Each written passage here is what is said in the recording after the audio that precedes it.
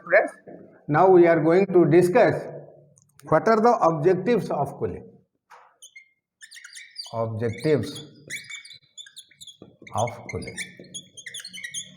It is similar to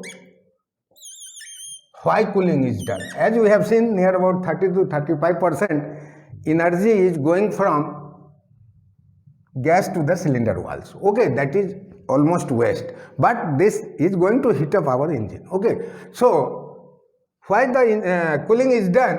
First of all, objective of the cooling is to absorb the heat. Okay, first of all, purpose of the cooling should be to absorb the heat. Okay, next purpose should be to absorbing the heat, then dissipate the heat. Dissipate the heat. Okay, first of all, first purpose of the cooling system should be, first it has to absorb the heat, it has to take the heat from the system, then it has to transfer the heat, dissipate the heat outside or somewhere else. Okay, number 3, why cooling is done? To protect the vital parts of the engine. So what are the objective? Objective of the cooling should be, first, to absorb the heat, it has to take the heat, it has to take away the heat, then it has to transfer also, dissipate the heat, okay, to some system. And why it is done? To protect the vital parts. There are pistons, cylinders, piston rings, so many connecting rod, so many parts should be there. It should not be overheated, so that mechanical system's life, and of course lubrication is also affected by the heating. So if the lubrication system is not proper, definitely our mechanical system gets burn up, fail. So that is also objective. So objectives of the cooling are absorb the heat, to dissipate the heat, then protect the vital parts of the engine. Okay, these were the objectives of the engine. Okay, now what are the types of cooling system? Types of cooling system. There are 2 types of cooling. One is called direct cooling,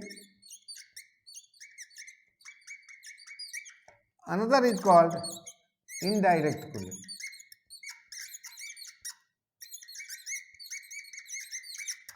Direct cooling is also called air-cooled system. Okay, and indirect cooling is called water-cooled system. Water-cooled.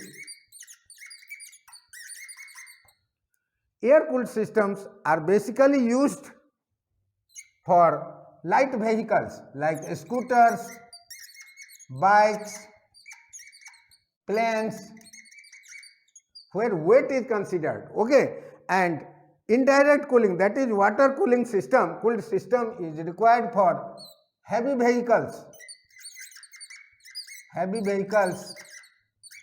like buses, trucks, etc. There another part is also being used, that is radiator. Okay, extra part will be there in the water cooled system, whereas in air cooled system it does not require radiator. Okay, so direct cooling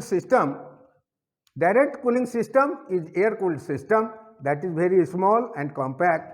Okay, and indirect cooling system, that is water cooled system. So let us see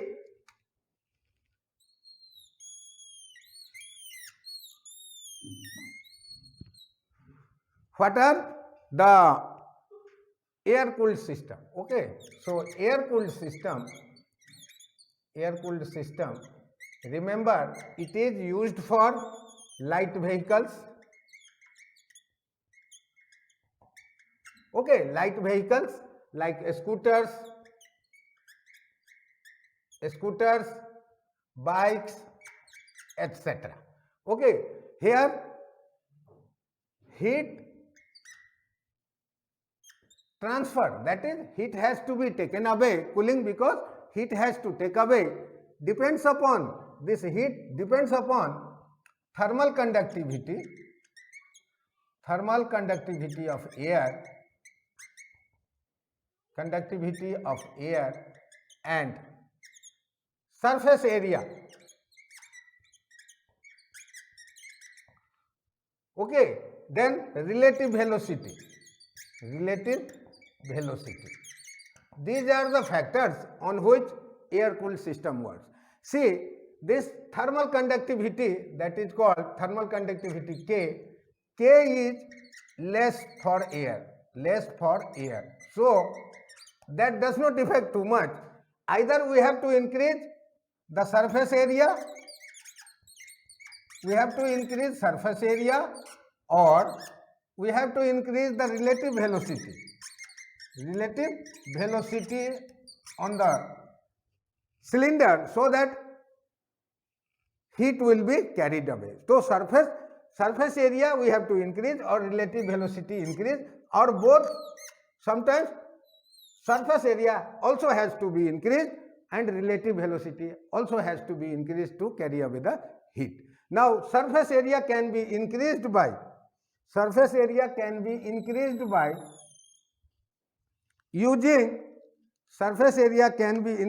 using fins and baffles. Okay, so fins will be like this from the side, maybe integral part of the cylinder or maybe added part. So like this.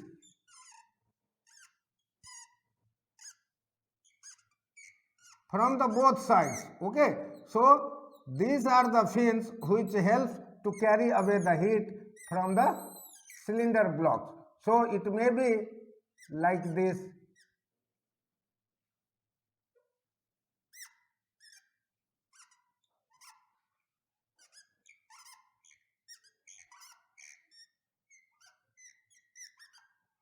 Okay, so like this.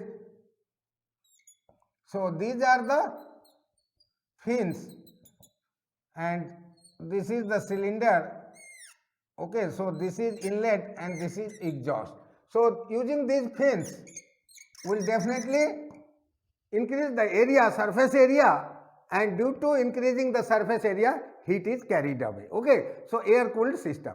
Another relative velocity, if we put a lot of velocity on the cylinder, air velocity, because system is air cooled system, that will also cool the system. That is either fins or baffles. Using these systems, we can reduce this one, we can increase the heat transfer area. Okay, so heat transfer area will be increasing, and if we increase the heat transfer, then definitely engine will get cooled. Baffle will be also, see, suppose this one is our cylinder and this is the fin, so there will be baffles also.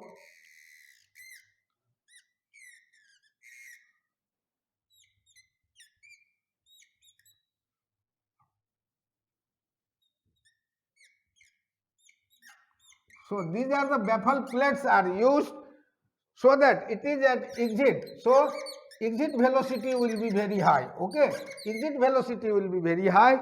So baffle plates are being used to take out the heat, carry away the heat from the engine. So fins, these are the fins used to carry away the heat in air cooled system, whereas these are the baffle plates which is also used to carry away the heat from the cylinders. Okay, because the velocity at this exit will be very high. Now what are the advantage of this air cooled system? This system is very simple. First of all, this system is very simple.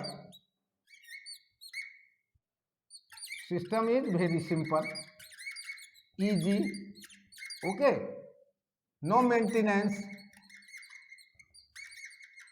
almost no maintenance is required. And see, these fins requires no installation, no radiator, no mechanical parts, because no installation is required. Antifreeze, if you are going to use radiator in water that may freeze in the cold season, so antifreeze is not required. Okay, so these are the advantages. Greatest disadvantage is this one. Greatest disadvantage is it requires fan to remove the heat. Okay, so 10% of energy is used for this, and heat distribution is not uniform. That is, heat transfer is not uniform. That is the greatest disadvantage. Advantage is system is very simple, easy, no maintenance, no installation, antifreeze is not required. Disadvantage is for cooling is not uniform throughout. There are chances of failure also. Fan is required, extra part you need, that will consume. This operation is noisy also, and limited to only two-wheelers. Okay, it is limited to two-wheelers. Okay, so these were all about your air-cooled system. Okay, so let us sum up what we have studied in this class. Objectives of the cooling system is to absorb the heat, to dissipate the heat, and to protect the vital parts of the engine. For that one, cooling is done. Now, what are the types of cooling system? There is direct cooling. It is also called air-cooled system. It is used in light vehicles, scooters, bikes, okay, and planes also, because weight is considered there. Indirect cooling, water-cooled system, that is for heavy vehicles, that is buses, trucks, etc., where radiator is required. Now let us discuss air-cooled system. Air-cooled system is used in light vehicles. So heat transfer directly proportional, that is to the thermal conductivity. Okay, it depends upon the surface area and relative velocity. So thermal conductivity of the air is very, very low. That is, here K is less for the air. So only thing we have to increase, either we have to increase the surface area or we have to increase the relative velocity. To increase the surface area, there are two methods. To increasing the fins, see, number one, by using the fins we can increase the surface area so that heat gets transferred, okay, and engine becomes cooled. So second is using the baffles plate like this. At the exit velocity will be very high, so that is relative velocity we can increase. So to increase the surface area by the fins, or relative velocity by using the baffle plates, we can increase the heat transfer rate from the cylinder. Okay. Now, what are the advantage of air-cooled system? This system is very simple in design. Construction is easy, cheap also. So simple, easy, no maintenance required, no installation, antifreeze is not required here. So there are lots of advantage up there, but disadvantage is also there, because it does not have the uniform distribution of heat energy. See, so heat transfer is not uniform. Fan is required to remove the heat, because it will consume 10% energy used. So there is heat, this is also loss. So loss of energy here, because due to fan, and this operation is noisy of course, and also this is application for two-wheelers. We are going to use basically for two-wheelers. Okay, so that is the applications of this one, and this is all about your air-cooled system. About water-cooled system I will take up in next class.